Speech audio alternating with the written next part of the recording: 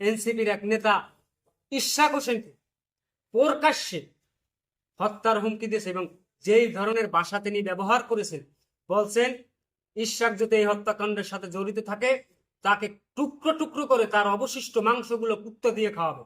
এবং তার বাপ ছেলে একজন মুক্তিযুদ্ধ গেরিলা সেনাপতি, তাকে নিয়েও বলছে সে কবরের থেকে উঠে এসে রক্ষা করতে পারবে না। তাহলে আজকে এনসিপির নেতা ইশরাক হোসেনকে হত্যার হুমকি দিয়েছে, আগামীকাল আমার দলের সদস্য সচিব তারেক রহমানকে হুমকি দেবে, পরশুদিনকা মির্জা আব্বাসকে হুমকি দেবে, পরের দিনকা মির্জা ফখরুল হুমকি দেবে, পরের দিন চরমনের পিসাবের হুমকি দেবে, পরের দিন জামাতের আমিরকে হুমকি দেবে।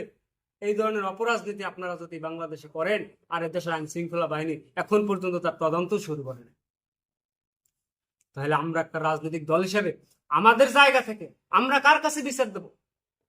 অথচ এই এনসিপিকে এই বর্তমান সরকার বাড়তি সুবিধা দিতেছে, তারা এই সরকারের ছায়া সরকার হয়ে আছে।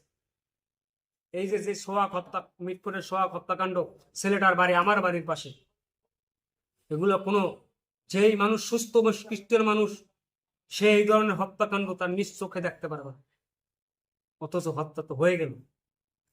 যুবদলের এক নেতাকে খুলনায় প্রকাশ্যে দিবালোকে বাড়ির সামনে গুলি করে হত্যা করে পার রক কেটে দিচ্ছে। চাঁদপুরে মসজিদের ইমামকে কোপাইছে, কালকে শ্যামলীতে ছিনতাই হয়েছে দিবালোক। তো এই ধরনের যে হত্যাকাণ্ডগুলো হচ্ছে, এই ধরনের অপসহিংসতা হচ্ছে, তাহলে আমার দেশে প্রশাসন নীরব কেন? তাহলে আমার তো মনে হয় প্রশাসনকে সরকার কাজ করতে দিচ্ছে না, তাদেরকে নিশ্চুপ করে রাখছে এবং এই দেশে একটা দলকে বাড়তি সুবিধা দেওয়ার জন্য অন্যান্য দলকে এই দেশের ভিতরে তাদেরকে ইউনিয়ন রূপে আবির্ভূত করার জন্য এই ধরনের অপসহিংসতা আমার মনে হয় এই সরকার ছড়াইতেছে।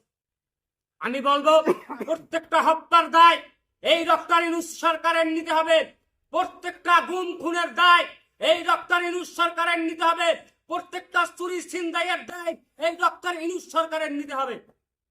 এর জন্য বিএনপি দায়ী নয়, এর জন্য কোন রাজনৈতিক দল দায়ী নয়, এই সরকার দায়ী। এই আইন শৃঙ্খলা বাহিনীর অবনতির জন্য এই সরকার দায়ী। আজকে হত্যার হুমকি দেয়, তাহলে তারা রাজনীতি শুরু করতে পারে না, তাদের মতের বাহিরে গেলেই একের পর এক একজনকে হত্যার হুমকি দিতে হয়, একের পর এক হত্যার হুমকি দিবে তারা। এগুলো এখনই বন্ধ করেন।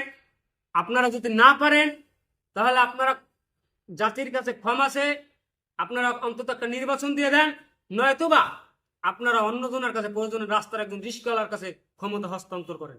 আপনি পারবেন না, আপনাকে দিয়ে সম্ভব হবে না। আপনি ক্যার্জের রুম শিখতেছেন, আমরা দেখতেছি সারা বাংলাদেশের মানুষ আপনি যার প্রতিবাদ করতেছে, জাতীয় সংঘের মানবাধিকার কমিশনের স্থাপনা, তাদের একটা ঘাঁটি বাংলাদেশে করার জন্য আপনারা অলরেডি রায় দিয়ে দিয়েছেন। কোন জাতীয় সংঘকে আপনি রায় দিয়েছেন? কোন মানবাধিকার কমিশনকে তাদের অফিস বাংলাদেশে করার জন্য রায় দিয়েছেন? যে ওই মানবাধিকার কমিশন, যেই মানবাধিকার কমিশন ফিলিস্তিনের নিরীহ মুসলমানকে একের পর এক হত্যা করছে, তারা কোনো সময় তার প্রতিবাদ করে নাই, নিশ্চুপ রয়েছে। নিরীহ এই সিরিয়ার মুসলমানকে হত্যা করেছে, তারা তখন চুপ ছিল। সেই মানবাধিকারকে আপনি বাংলাদেশে জায়গা দিবেন? মানবাধিকার কমিশনকে যদি বাংলাদেশে জায়গা দিতে হয়, আমাদের স্পষ্ট কথা, আমরা স্পষ্টভাবে ডক্টর ইউনূস আপনাকে বলতে চাই, ফিলিস্তিনের নিরীহ মুসলমানদের প্রত্যেকটা হত্যার বিচার হওয়ার পরে তারপরে এই জাতিসংঘের মানবাধিকার কমিশনের জায়গা আমরা বাংলাদেশে দেব, তার আগে দিব না। কাজী সাবধান হয়ে যান। আমরা আপনাকে ফুলের মালা দিয়ে ক্ষমতায় বসাইছি, প্রয়োজন হলে জুতার মালা দিয়ে গলায় দিয়ে নামাবো আপনাকে। স্পষ্ট কথা আপনাকে বলে দিলাম। ধন্যবাদ।